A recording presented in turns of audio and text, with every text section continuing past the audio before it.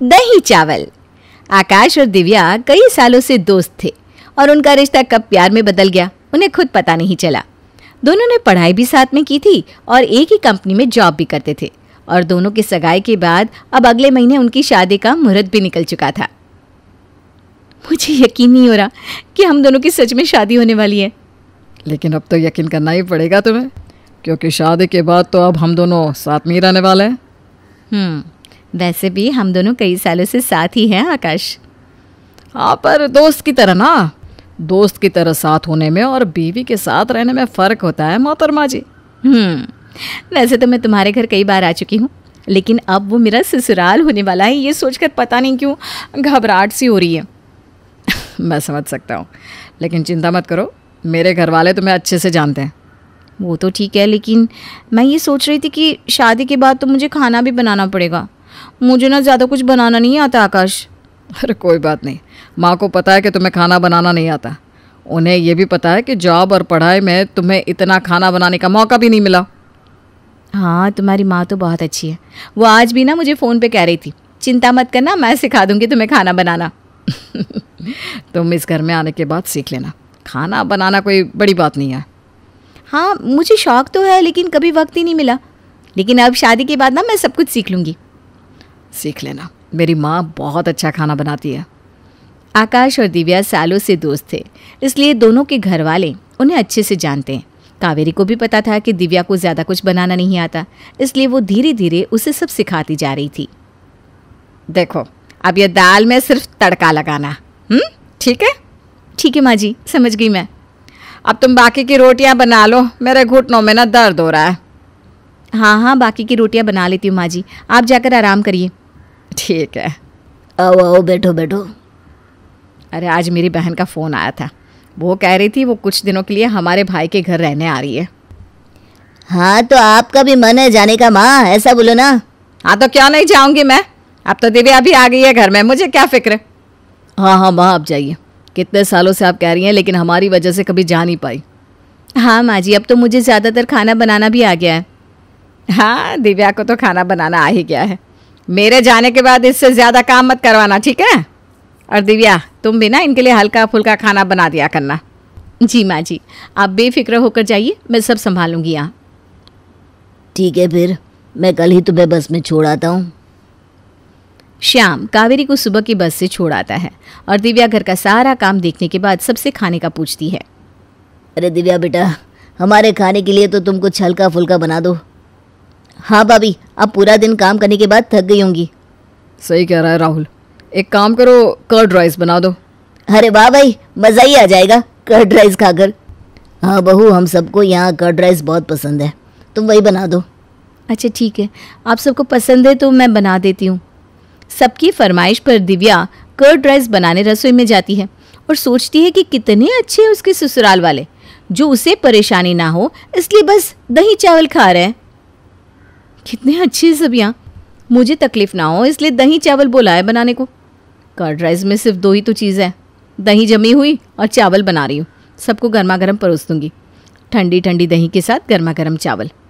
दिव्या दही और चावल को लाकर टेबल पर रख देती है, लेकिन सब लोग हैरान हो जाते हैं क्योंकि उन्होंने तो दिव्या से कर्ड राइस बनाने को कहा था। बहू ये क्या है? कर्ड राइस, दही चावल, ये देखिए, ठंडी ठंडी दही और गरम गरम चावल। भैया लगता है भाभी को पता नहीं कर्ड राइस कैसे बनाते। अरे क्यों पता नहीं, ये रहे चावल और ये रही दही।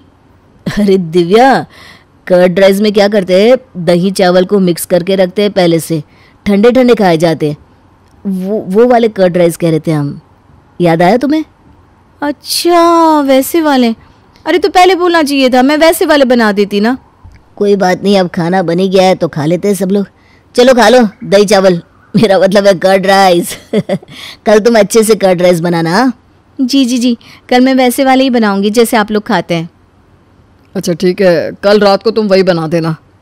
दिव्या को लगा था कि सबको गरम गरम दही चावल पसंद नहीं है, इसलिए उसने शाम को दही चावल बनाकर फ्रिज में रख दिए और रात को फिर से दही चावल ले आई। अभी आप लोग दिल से खाइए, बिल्कुल गरम नहीं है, ठंडे एकदम। इसमें तड़का कहाँ है? दही चावल में तड़का भी लगता है क्या?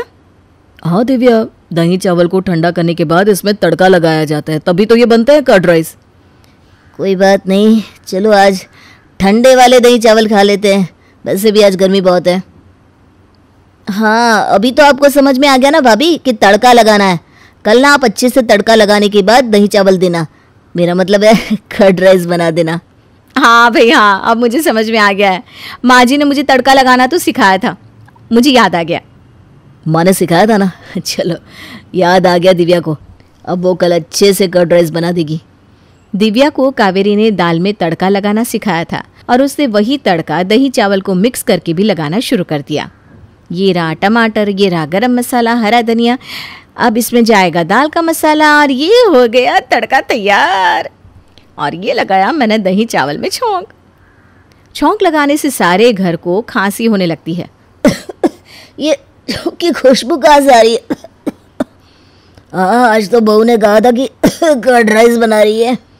पता नहीं, लहसुन और गरम मसाले के तड़के की खुशबू आ रही है मुझे तो।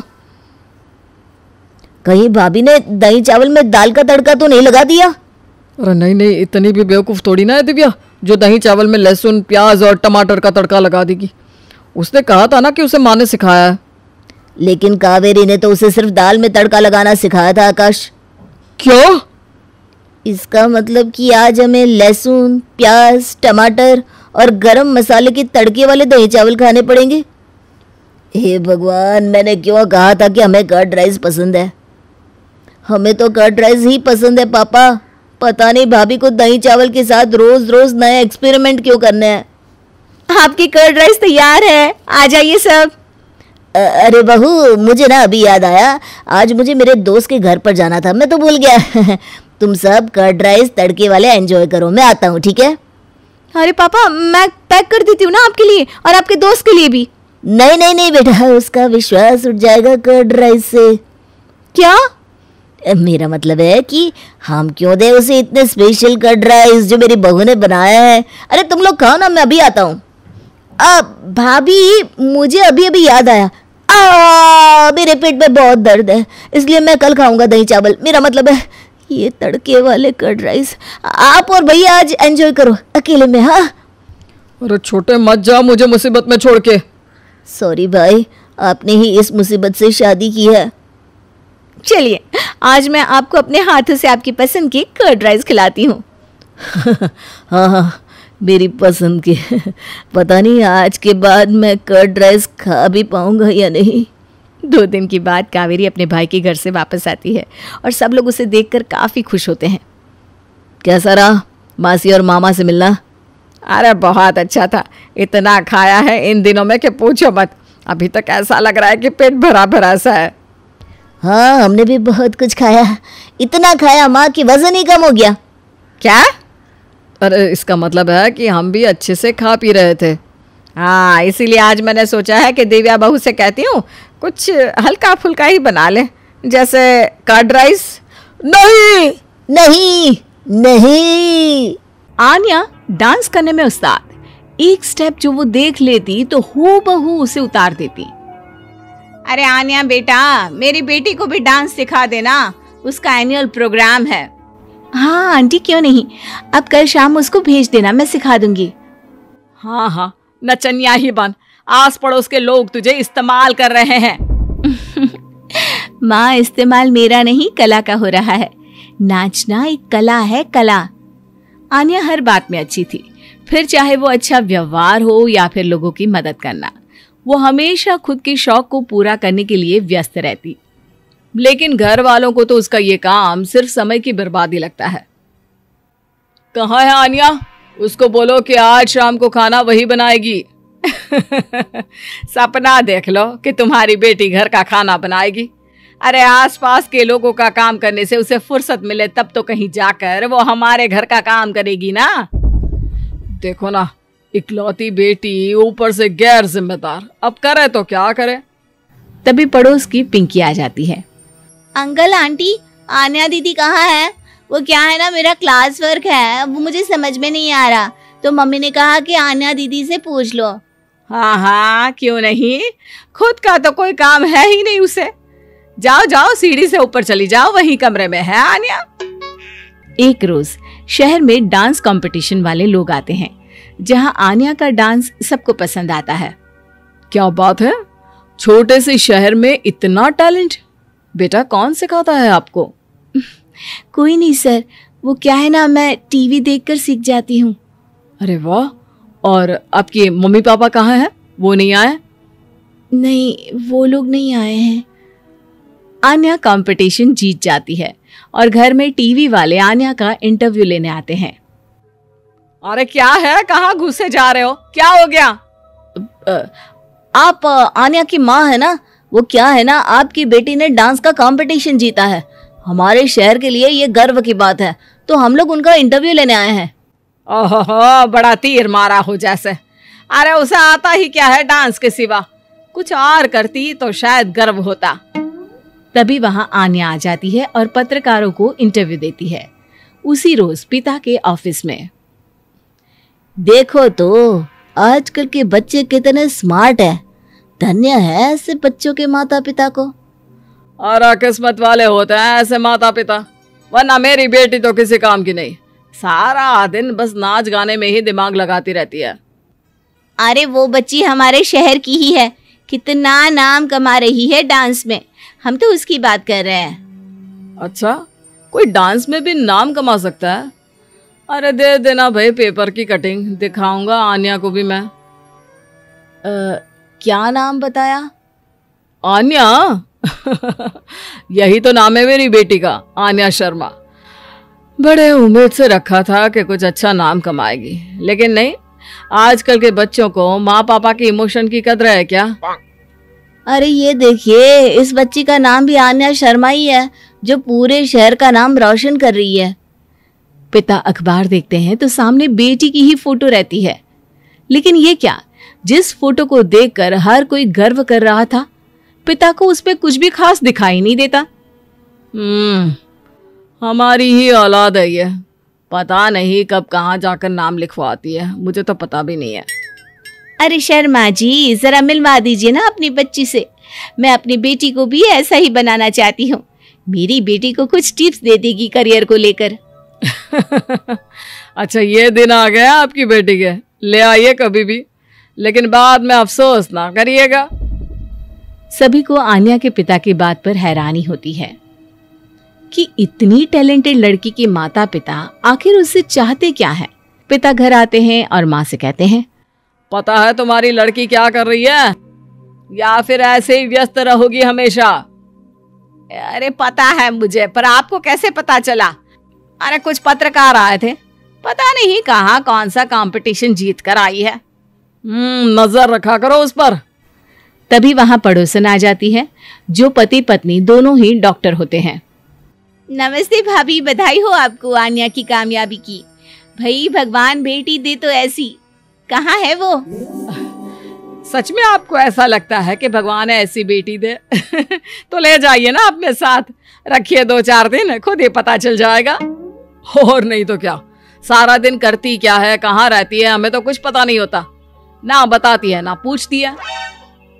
खैर देखिए, वो वक्त अब गया जब माता पिता बनकर बच्चों की परवरिश की जाती थी। अब तो बच्चों को साथ बिठाकर बात करना जरूरी है। वो क्या कहते हैं, बच्चे के दोस्त बने। तो क्या आप दोनों अपनी बेटी के दोस्त हैं? हाँ, बस अब यही बाकी रह गया था। खैर बताइए, क्या काम है आपको? वो क्या है ना, मैं और मेरे पति दोनों को ही इमरजेंसी कॉल आ गई है अस्पताल से। मेरी बेटी आन्या की अच्छी दोस्त है, तो मैं क्या उसे आन्या के पास छोड़ दूं अगर वो फ्री है तो? माँ कुछ बोलती उतने में ही आन्या आ जाती है। वाह आंटी, क्यों नहीं, मैं फ्री ही हूँ। आप निश्चिंत रहिए, मैं उसका पूरा ख्याल रखूंगी। थैंक्स बेटा। वो अपनी बेटी उनके घर छोड़ जाती है, जो आन्या की उम्र की ही होती है। ये क्या मजाक है आन्या? हम लोगों को सोना भी होता है और हर घर का अपना कायदा होता है। मुझे बिल्कुल पसंद नहीं है कि तुम किसी को भी घर में घुसा लो। धीरे बोलिए पापा, कैसी बात कर रहे हैं? अंकल आंटी डॉक्टर है, पता है ना डॉक्टर का फर्ज क्या होता है। अगर वो किसी की जिंदगी बचा रहे हैं तो क्या हमारा फर्ज नहीं बनता कि हम भी उनकी किसी न किसी तरह से मदद करें? आपको तो पता है घर पर अकेले रहना कितना अनसेफ है। हाँ, तो दुनिया को सेफ करने का जिम्मा तू नहीं ले रखा है? अरे बहुत महंगे अस्पताल के डॉक्टर हैं वो लोग, खूब पैसा मिलता होगा, लेकिन ये नहीं कि मेड रख ले। क्या कहती आन्या, कैसे माँ पिता को समझाती कि किसी की मदद करना कोई बुरी बात नहीं है। खैर, कुछ महीनों बाद आधी रात को माँ जोर जोर से चिल्लाकर आन्या के कमरे में जाती है। बेटा बेटा आन्या, पापा के सीने में दर्द हो रहा है, बेटा कुछ कर। हाँ माँ, मैं डॉक्टर को फोन करती हूँ। आन्या डॉक्टर को फोन करती है, लेकिन माँ, डॉक्टर को तो आने में काफी वक्त लग जाएगा, मैं पिंकी के पापा को बुला लाऊं? अरे वो नहीं आएंगे बेटा, वो लोग बहुत बड़े डॉक्टर हैं और हम लोगों के पास इतने पैसे भी नहीं है। माँ, मैंने डांस कंपटीशन में जो पैसे जीते थे वो है मेरे पास, आप चिंता ना करें, बस पापा का इलाज करवा ले। आन्या के कहने पर वो बड़े डॉक्टर ना सिर्फ आन्या के पापा का इलाज करते हैं, बल्कि उन्हें ठीक करके घर भी ले आते हैं। आज मैं सिर्फ अपनी बेटी की वजह से बच गया। भगवान सबको ऐसी बेटी दे।